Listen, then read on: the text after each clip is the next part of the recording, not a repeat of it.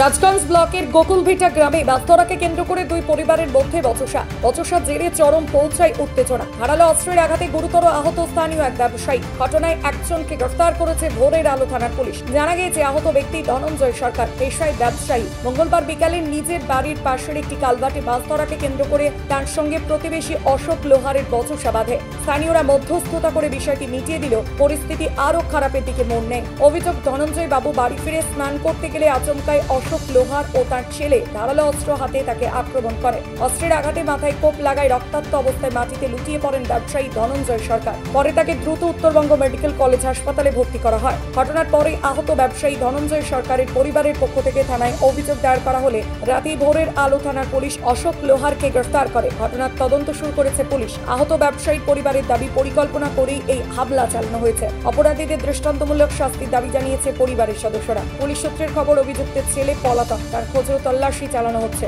ঘটনাটা ওইখানে মাছ ধরতে গেছিল তো আমার জামাইবু মাছ প্রতি বছর ওখানে জাল পাতে, তো মাছ ধরে পাড়া সবাইকে দেয়। তারপর হলো ও ছেলে হলো, আর জায়গাটা ওদের জামাইবুদেরই, আমার জামাইবু হয়। আর ওই ছেলেটা কি করছে, জাল পাচ্ছে, 2-3 দিন থেকে জাল পাচ্ছে, মাছ খাচ্ছে। তাহলে ওকে বলছে কি জালটা সরা, আমি আজকে মাছ ধরবো। ও জালটা সরাইতে বলছে, ও কি করছে, আমার জামাইকে উল্টা পাল্টা গালি দিছে। গালি দেওয়ার পরে কি করলো, যে আমার জামাইকে কি করছে, ওর বাবা পিছন দিয়ে এসে গলা টিপি দিয়ে ধরছে।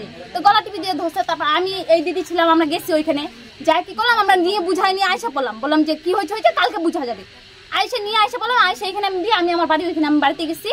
যাওয়ার পরে কি করলো, কিছুক্ষণ পরে আমি বাড়িতে যা দেখি কি শুনলাম যে চাকু মারছে। তারপর আমি দৌড়ে আসলাম, এসে দেখি রক্ত পড়ে আছে, আর হসপিটাল নিয়ে গেছি। আর মাথার মধ্যে এই জায়গায় চাকু দিছে, কপালে দিছে, 2-3টা চাকু ঢুকা দিছে, 2-3 বার। ওদেরই জমি, যাকে মারছে ওদেরই জমি, ওরা কালভার্ট ছিল তো ও কি করছে, ওর বড় দাদা ওইখানে করছে, আটকাই দিছে, বাঁধ ছিল তো বাঁধ ছিল তো ওর ছোট ভাই যায় কি করছে আর কি, বানগুলা জল পাস হচ্ছে না বলে জল পাসগুলা সব আর কি বানগুলা সরাই দিছে। তো ওরা আর কি জাল পাচ্ছিল, আদিবাসী ছেলেটা, ওদের এখানে কিছু নাই, ভোটার নাই, আইডেন্টি কার্ড, আধার কার্ড কিছু নাই। ওরা যাযাবর, মানে ওরা এখানে কিছু নাই, ওরা কিছু নাই, ওরা যাযাবর এখানে থাকে, কাজ করে, বাগানে কাজ টাজ করে, ওরা খায় এখানে, ওইখানে কিছু। ও আইসি কি করছে যে ওই জালগুলো সরাই দিচ্ছে, ও আইসি ওর বাবা ও ঈশা এসে গালাগালি অনেক কিছু করছে।